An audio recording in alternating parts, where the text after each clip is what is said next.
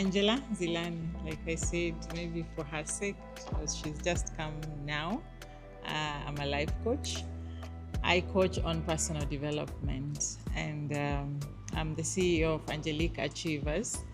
Angelique Achievers was born in 2018, or registered in 2018, after a turmoil of a journey that I didn't even know where I was, what I'm doing.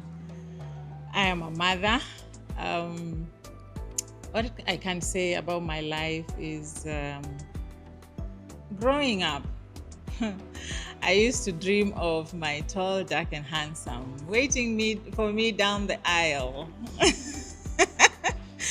After having swept me off my feet. And yeah, we live happily ever after. Didn't we all have that kind of a dream growing up? And yeah, it's a dream of every girl. And we grow up, and then life happens to all of us in different ways. And then we get to a place where unasikia mwanamke anasema, hey, me, never ever again.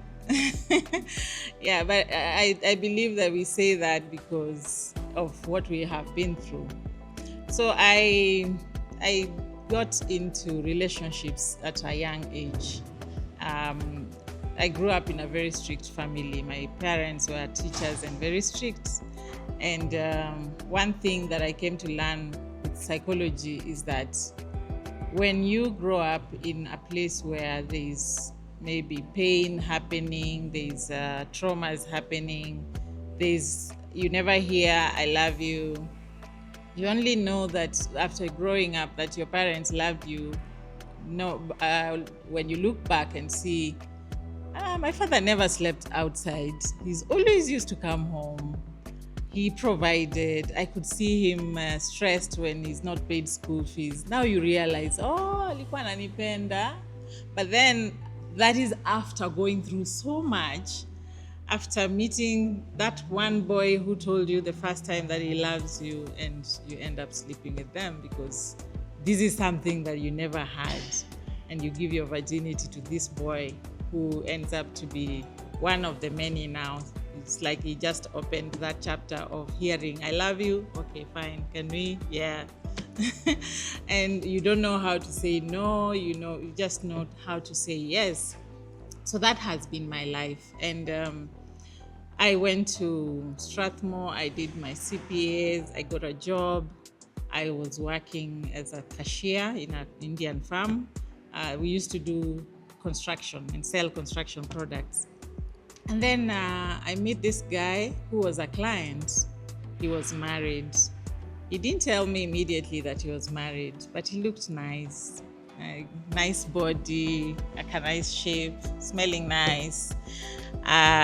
It's not like I was even single at the time. I was dating somebody. Then I meet this guy, and I tried to look for a job through this person. Innocently, I take my CV to him over a cup of tea. But now being exposed to the world, instead of tea, kunywe tu wine. Okay, fine. So that wine leads to a kiss.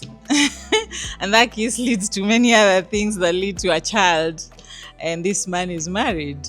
And I found myself now a single mother. And actually, and the reason, one of the reasons I really emphasize on working this journey with young girls, especially young girls, a young girl of 25 akutane na a man who is 40, and they are earning good money, they're driving a good car, and they tell you, I am going through so much in my marriage. Imagine this girl feels like, oh, can I help? What can I do to help? Yeah, that's yeah. Jana unajua vile nimechelewa, amenipigia kelele. Oh, I'm so sorry. I want to leave her and marry you. Oh, I can't wait. That was my... And between me and my God, I believed that this man really loved me, and he will leave this woman who stresses him so much, and he will marry me one day. Until now, we had this baby, and everything started changing. And by the time my son was 2 years, he was already out of our lives. And now it was me, and just confused, and I don't know, heartbroken, lost. I'm taking care of my son. I was lucky enough to be in business and still working. So I was making good money, and I was doing construction. I opened my own construction company. So I started doing construction. It was doing well. I climbed the ladder vizuri. I was making good money until now, and dating, not dating or being in situations. And sometimes you even find yourself sitting with somebody, and if you would be told to appear somewhere in public with this person, you can't even think of that. Yeah, and I know it's a journey for so many young girls, even right now, who are finding themselves in crazy situations. And then I ended up now, yes, I'm single, I'm making good money, and I started craving for why can't I get married? There's nothing wrong with me. I'm a beautiful girl. I have my own money. I know, service to God. I know all these things. Why can't I get married? And I started praying for a husband. And sometimes I say that when you're praying, the devil is also listening. And and he's always very quick to send you the answer. And if you're not very well discerning, you will pick that answer thinking that this answer is from God. Yeah, so I met this guy. He was a foreigner. Sounds exotic, beautiful, special. Yeah, and sasa Angela, Nzilani. Nzilani means you're on the road. Tembeanga, uko mbele. So unaenda mbali. Nikaona kweli this one is destiny. Yeah. This is destiny. And this man comes with a lot of love, whatever you call love at that time. So whatever I was calling love at that time. So sweet words swept me off my feet, creating all solutions to all my problems, which were, the biggest problem was a husband. I didn't know that really this is not even what we need to be whole or to be complete. And within a very short time, we are living together. Now I was living in a big house. I'm comfortable. Instead of meeting in his place, we meet at my place. And one day turned to a week, a month, and within 2 months, we are already living together, because why keep on driving all the way to your small house to drop you or to pick you or to, so why not do this? And after all, you're a foreigner, you don't have a home here. It's okay, come home. Yeah. And so I got pregnant within a short time. And at that time now, remember, he's not doing very well. He's depending on me on some things here and there. So I found myself now supporting. A supportive wife. I was supporting. So natoa pesa, I'm like 100K. It's okay, just put it in your account, or let's do this, let's do that. I even remember the first time we had a visit to my parents. Gari ni yangu, mafuta ni yangu, pesa ni yangu, everything. I just put money in his account for him to look good. Even shopped for what he's going to wear ndio tuende nyumbani. Atokeleze, Yeah. I didn't know that the support that we need to do or to give our men is not for us to be smaller so that they can be bigger. It's for us to support their dream. And what dream do they have? So somebody should come to you with a dream. Somebody should come to you with a plan, not just appear and then all of a sudden you put down your mzigo yako na sasa unaanza kuishi maisha yake. And that's how many women get lost in marriages, because you start living this man's life, and within 5 years he's forgotten. It's like he's wondering, who did I marry? Where's the woman I married? You look different, you sound different. Now you even, it's like you're copying his life. So that's who I became. And I found myself broke within a very short time. I was saving money to build to buy a house, and all this money I invested in his business, and I ended up, now I'm broke and we are living together, and I'm pregnant, and we are both broke. So this man now starts going out and looking for money from other women and bringing it to me. Anaenda anakutana na maybe Dotis. She's a single woman, a mother. Actually, he would go to single mothers. She's a single mother. Anamwambia, I have this car that I'm selling. He's driving my car and it's on sale. Actually, now I'm selling my car, and ukinipatia like 100K, I will pay back when I finish. And that time now, Doti's daughter, or the girl's daughter, whoever it was, they were several. They're already calling him daddy. I'm single. And then he gets that 100K, comes home.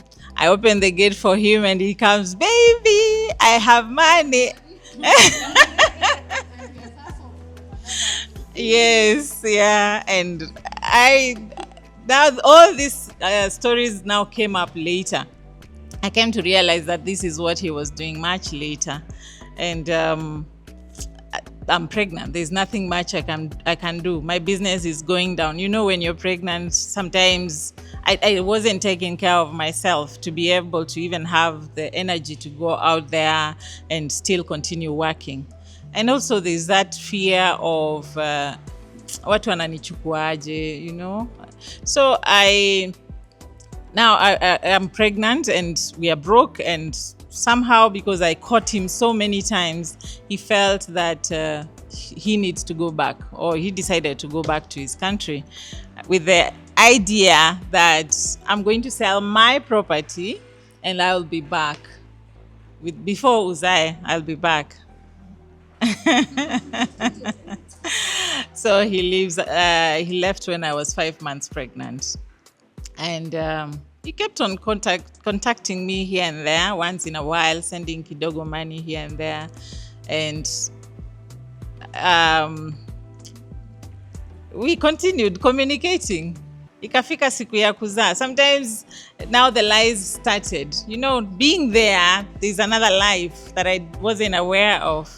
And we would still communicate. But now money is not even coming.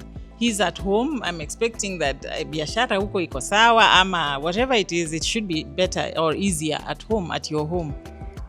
And this money is not coming in.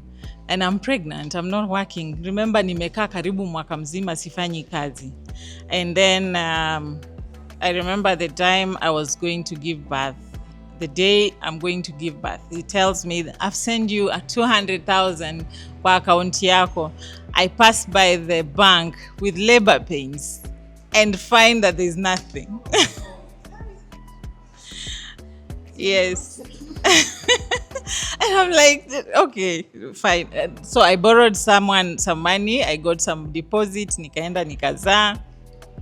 Call after call. Tuma pesa. He still didn't send. I came out of the hospital.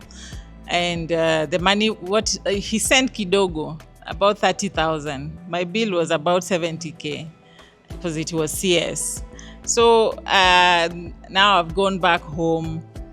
And now, to take you back, when he came to stay with me, the business he was doing was a football business. So in football business, they sell footballers to other clubs. So he had come with footballers from his country, and we stayed together with them. When he moved in with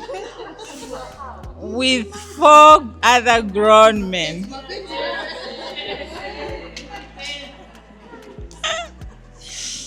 So when he was going back to his country, I was left with these men, these footballers. They stayed in my house, so I stayed with them, and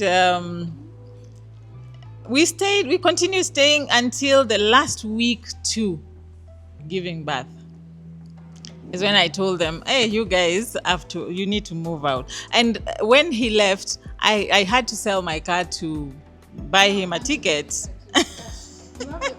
When I look back, I wonder, was it stupidity? Was it the luck? Was it... Yeah. Yeah, I was feeding them. And they were calling me mommy.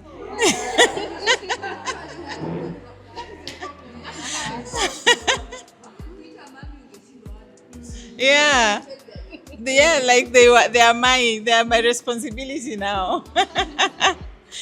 And yeah, now looking back, I wonder, why didn't I protect my son, myself, and all this? But anyway, it happened. I sold my car to finance the ticket, to pay for rent arrears, and we moved to a smaller house with the boys, the footballers.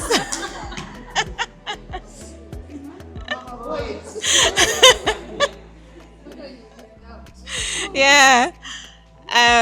In my family, my friends say that I have a big heart. I still do, but that one, I don't know. It was just... Yeah, so we moved with them to a smaller house, now a 2-bedroom house.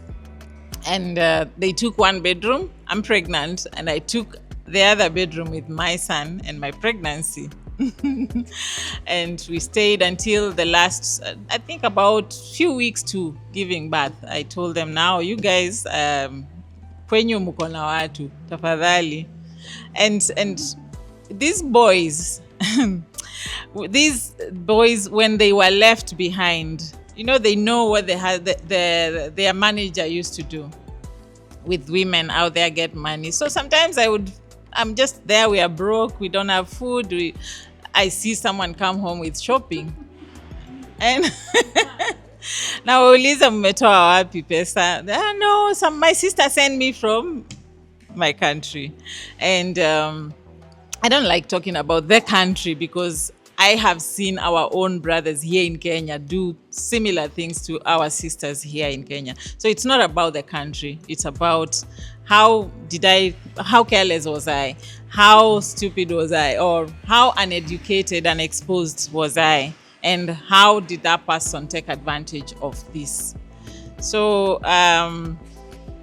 now I give birth, and we go back to the house. I didn't have anyone. I have just gone through a CS, and I have my son and this little baby. I remember even one day I sent my son to the shop because he was still small. He was 8 years. Nikamtuma kwa duka, akapoteza hiyo pesa. And I made noise to him, and it's the only 500 I had. Imepotea. I made noise to him. Kakapanda huko juu kwa gorofa. The boy was feeling so bad that he wanted to throw himself down because anasikia amenikosea. He's lost the only money that we had. Now this is a story of, I don't know if you guys have watched this movie that has been Straw. Yeah. That now when I look at what was about to happen with my son, because he was feeling bad because he lost 500 shillings, and I ended up pouring all my anger on him. And he almost karibu tu aruke. Something told me that I've done wrong and he's going through something. So I needed to go and check up on him. Nikaenda tu nimebeba kidonda yangu hivi, nikampata kamesimama hivi kanaangalia chini. And later is when he told me that nilikuwa nimesikia vibaya, nimepoteza the only money we had. And this is a child who had grown up in comfort. We would pay for a flight and go to Mombasa. And yeah, so nimerudi nyumbani. I had no one to take care of me or to help me out. Josephine is my sister-in-law. Her husband is my late brother. So my brother, now Josephine's husband, is the one who came to take care of me because Josephine was unwell and with small kids at that time. So my brother, imagine now your own brother coming to cook for you and ananiletea chakula bedroom. It's like there was no one else to take care of me, and it took me about 3 months in that house. Now we started agreeing with my husband that we can go and live with him in his country because there he has a home. There, at least he's making money, which is not coming to his family in Kenya, apparently. But we agreed that we are going to go. And so if I can get some money and get the children passports, he will get money and pay the tickets. So I started preparing to go to his country. And to get this money, now because I've given him this big responsibility, now he's not sending any money. So I started selling my things. I sold my fridge, I sold, of traveling. I called even a woman who had a children's home to come for things because there was nowhere to take them. Bags, clothes, and she came with a big car, I think a fielder, akajaza mbele nyuma, akakujia trip mbi. My duvets, everything. And then we moved to stay with my sister. I gave out my utensils, everything, because I'm going home. And then we went to live with my sister. My son, I had to pull him out of school. And so because my sister was staying in another estate. So we moved and we started waiting. Actually, my parents, my relatives, my friends, they came to throw me a party because I'm going. Naenda maju. And this never happened. Every day we are speaking, we are talking, and promises after promises, and nothing happened. And then it got to a point where now I told him, I think things are hard for you, so you prepare to come. And now I started planning on how to move out of my sister's house. I stayed with my sister for 6 good months waiting for tickets. And so I moved out. I got somebody. I remember I was in the construction sector, so I got someone who gave me some work and some interior design work. And I moved out to a small house. I started with buying plastic cups and tuvijiko tuwili tutatu. By the grace of God, I had this faith that I will pick up. So I got a house girl and I started going out looking for how do I get out there? How do I begin? I started praying for a miracle, counseling, because I felt that I was I don't know, I had become numb to so many things. And when I had just moved out, I got a call from his country, from a woman, and she told me, this guy has been lying to you. Oh yeah, of course I know he's been lying to me. And first of all, she said, am I talking to Mrs. So-and-so? And I said, yeah. Oh, there's someone who knows me from his country. Oh God, at least it's a confirmation I'm married. Hey, watu wao wananijua kumbe. Oh, then and even when he was here, I would talk to his mother and his sisters. So I knew that hakuna kitu ya kuogopa, hakuna kitu ya kuficha. So this woman calls me from his country and says, this guy has been lying to you because there's somebody else in his life. He's married. I'm expecting her to say married for 3 months or 2 months or 1 month. And then for how long? And she says for 10 years. And I'm like, how do you know? I know because I'm the wife. Where have you been? Like, why didn't you speak up? Because this guy would post me in his Facebook page. I would post my children and tag him. So where has she been? How could you see this and you don't speak up? You didn't tell me. You should have told me early enough. And she says that the guy told him that when he came to Kenya, he stayed with a woman. I'm a daughter to the landlord where he was staying. And my son, the older one, was my younger brother. And and I slept with him once and I got pregnant. But I want him to come for my child because I don't want this child. Because the lady apparently didn't have children. So she told me that when that story was given to her, she felt, okay, fine, I can take care of a piece of him. If she doesn't want the child, why, it's okay. But then she woke up when she saw the sister-in-law call me in-law on Facebook. So she realized there's something, it's bigger than what she knew. So now I told her, okay, send me evidence. She sent me wedding photos. Because I told her, I don't believe you. Send me, and she sent me wedding photos. And then, so I just found myself, now I have to give up this and I have to start over. I have to really push myself. So I started looking for counseling, and somehow I came through a personal development class, which was given to me for free because I couldn't afford it. A friend of mine was running that class.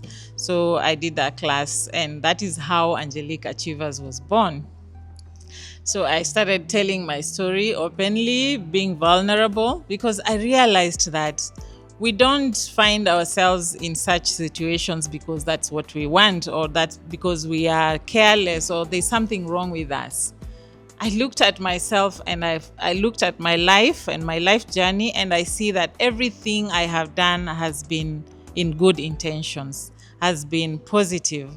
I've not found myself as a mother of two boys from two different fathers because there's something wrong with me, or because I worship the devil, or because, no, I've always gone to church. I've always looked at God as my help. But there are things that we go through in our young age, because we are a sum total of karibu. We are a sum total of what our caregivers put in us and what life has put in us as we grew up. So there's somebody who was exposed to good life, care, but they still find themselves going through similar things.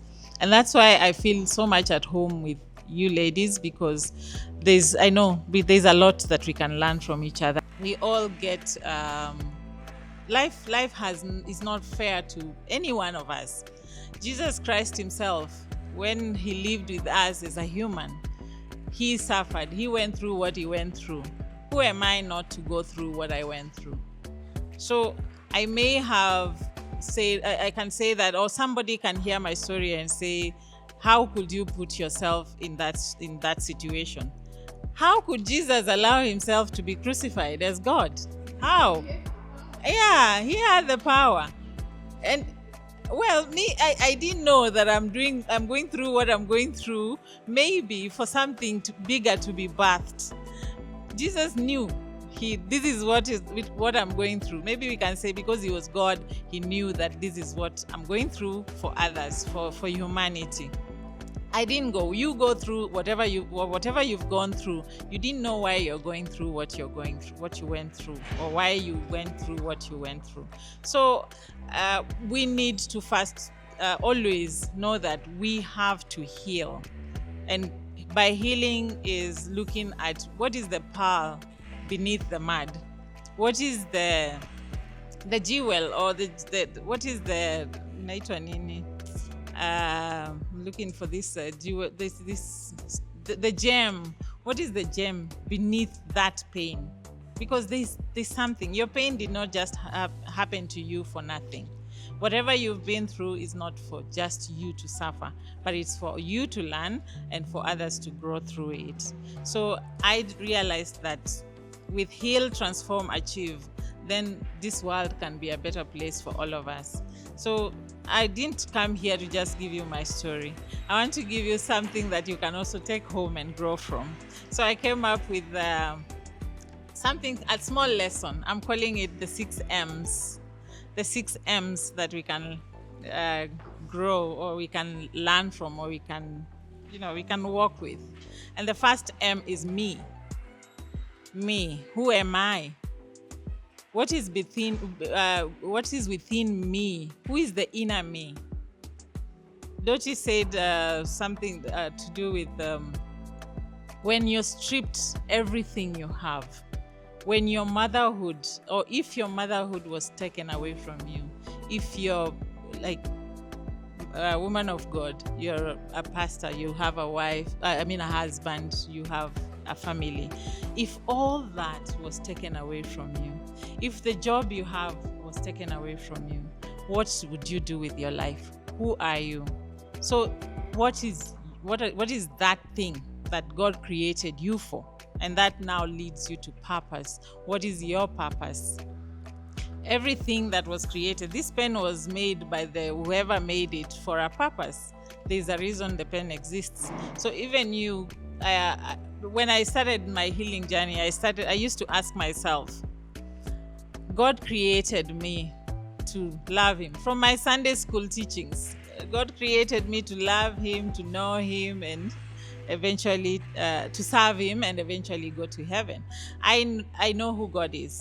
Maybe I didn't know him very well as I know him today, and I keep on yearning to know him, because every day with God is a learning journey. You learn new things with God every day. So I knew God to whatever level I did. I loved God to whatever level I did. How did I serve God? So how do you serve God? And serving God is humanity. If you said you have a boutique, is it? Yeah. How do you serve God in your boutique? Do those customers who walk in feel the presence of God in your boutique? Do they feel the presence of somebody who wants to help others as they grow? So it's good to keep looking at you. Me, myself, and I is not just a selfish statement, but it means taking care of yourself, looking at yourself as, first of all, I am me incorporated. Before I can think of Angelique Achievers, I am me incorporated. If I'm not okay, the world will always feel not okay. If I am okay, the world will always be a better place for me to live in. So how do I take care of myself? How do I take care of what goes on within me? The second M is moment. And moment is, am I in the present? Am I in the moment? Am I living in the past, or am I living in the future? We are here today to live today. What am I doing today with what I have today to make sure that maybe tomorrow will be a better day? Because we tend to live in the future. How we live in the future? Mostly by living in fear. You are afraid of, like, if Doty didn't organize this thing because of the fear that she's afraid of what could happen or could not happen. Mostly is you're afraid of things that you don't even know. You've not even seen them. You've not even experienced them. So we live in the fear of the future. And we live in the past by living with our pain. We live with our experiences. So we are living in the unconscious mind. We are letting the unconscious mind take charge by living in the past. Because I was beaten yesterday. Oh, okay, let me not use that. Because I lived in this. Let me use my own experiences. Because I went through this kind of experience. Then today it means that I should either go and live with my mother in the village because sasa sina kitu and all that. But I had to start living in the present. I know it's not easy. It's not easy, but if you continue trying to practice it, it becomes part of you. Every morning you wake up and ask yourself, what can I do today? Not for future, not tomorrow. What am I doing tomorrow? Let me ask you, how many of us have made plans and they come to pass as we had planned, exactly as we had planned? Anyone? We always find out, it's okay to plan, yes, but we always find ourselves ilichukua shape hivi na ikachukua shape hivi na hivi na hivi, because there is an upper hand who works with us. God works with us with his own plan. So our plan, whether we plan whichever way, we just need to be intentional. We just need to be intentional and do the right thing. So be in the moment, being in the present will help you to continue moving. And when you look back your track record, you realize that, oh, kumbe living in the present is what I need, not living in the future. The third M is mood. Mood. We as women, we are told that in a month we are 4 different women. Because we have our cycle that comes with different moods and different emotions, different hormones that create different different moods. How is your mood when you wake up? Is it determined by what has happened yesterday? Is it determined? Is it possible to decide that mimi, whether kimelaje, kumeumana, kumefanyika nini, nime lose, nime gain, every day I wake up, I'm going to have maybe this. You can say that maybe I'm going to begin my day with something, with this. And recently I met a lady, I wish she was here, but she's married. So she didn't come. Recently I met a lady who told me in her house she keeps the Bible open because it reminds her that if I read the Bible, if the Bible is open, it's for reading. So in the bedroom she has an open Bible, in the sitting room she has an open Bible, wherever this, even in the children's rooms there are open Bibles. So even akiingia whichever room, there's a reminder that I can do this. Maybe, and I started applying that, and I can tell you I have seen it change my life in great ways. Because I sleep alone, I sleep alone. For your information, I sleep alone. And so my bedmate has become my open Bible. And when I wake up in the morning, I remember to read the Bible because it's there, it's open. So I wake up now. I've developed this new routine. I wake up, nikisha toka kwa bed, I brush my teeth. I don't want to doze back when to go back to bed because I'm self-employed. Sina boss ataniuliza umefika late nini. So I know I go freshen up, then I come back and read the Bible. So we can do reminders. We can have reminders in our houses. Mood, whatever, just write what works for you. Do what works for you because we are all different.